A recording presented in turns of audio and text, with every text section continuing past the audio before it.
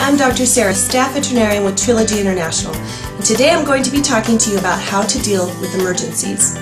Pet emergencies can be very stressful for both you and your pet, but it may help you to remember that the majority of emergency cases seen in private practice end up being relatively minor and easily treatable. Having said that, it is very important to be fully prepared in the event of a life-threatening emergency. First, keep emergency numbers such as your local veterinarian or a 24-hour emergency clinic in a conspicuous place, and let everyone in the house know where this information is located. Get precise directions to the veterinary facility and make sure to know the route beforehand. Keep these directions with the emergency numbers. Maintain an inventory of basic first aid supplies. You can find a link to a list of suggestions in the blog entry that is attached to this video. Another useful item to have around the house is something that can function as a backboard in case your pet sustains a spinal injury. You can use a table, leaf, or an ironing board. If your pet is dragging its hind limbs or having difficulty standing, a spinal injury is suspect, and the pet must be firmly immobilized to prevent further injury.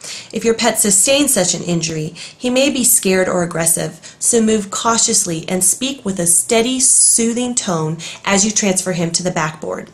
To immobilize your pet and prevent him from falling off the backboard when you lift it, consider wrapping both your pet and the backboard in a sheet or a long towel. In all likelihood, you will need help moving a pet with a spinal injury. Just getting him into the car can be difficult, so ask a friend or a family member to be your standby help should the occasion ever arise. If an emergency happens, call the veterinary facility first and describe your pet's illness or injury.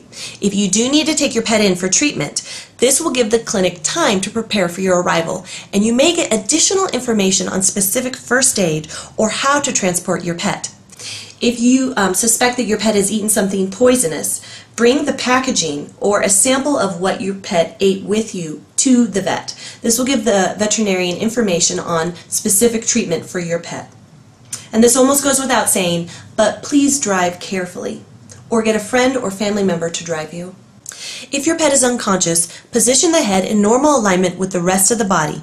Do not allow it to flex upward nor extend downward. Improper flexing or extending of the head can decrease blood drainage from the brain and can cause serious injury.